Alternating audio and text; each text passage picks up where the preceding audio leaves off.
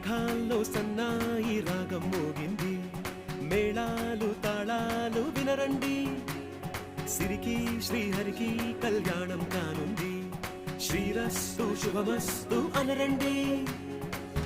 అచ్చతలు గంటో పెళ్లికి అర్థం చెప్పారంటూ, మెచ్చదగు ముచ్చట ఇది అని సాక్ష్యం చెబుతామంటూ, జనులంతా జై కొట్టేలా జరిపిస్తామండి. అందాల కుందనపు